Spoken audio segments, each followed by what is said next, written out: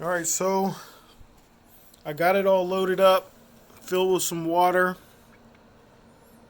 No leaks. The EK leak tester proved to work flawlessly. I would definitely recommend. It's not cheap, but it is definitely better than wetting up a whole bunch of expensive parts. So all my fans are working. I thought I may have pushed something loose when I was getting all that stuff plugged in. Um,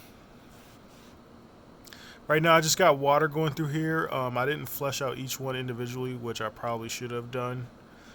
But so I'm gonna drain this fluid and put in some clear EK Cure Fuel or whatever it's called. Get this thing going. Apparently there was a RGB connector inside of the Asus box for my motherboard, so I used that and that worked out fine. And pulled that combiner back into the case. Looks good. I can't complain. I got 3 triple rads and a dual. So this is probably the most compact radiator setup I've seen, and certainly that I've owned.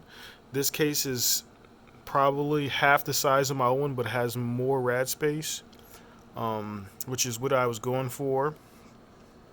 I've got dual 2080 Ti's in here, a 3970X, I believe, and 128 gigs of RAM.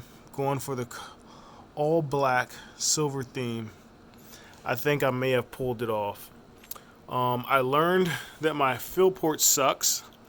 I tried fooling with that probably for at least an hour or maybe 2, wetting up some of my components, which sucks. So I had to take my heat gun to the power supply.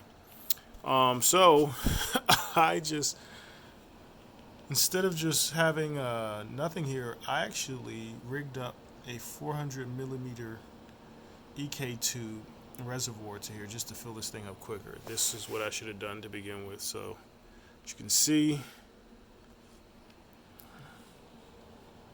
but I'm gonna go ahead and flush this thing out and get some real coolant in there and try to get this thing set up.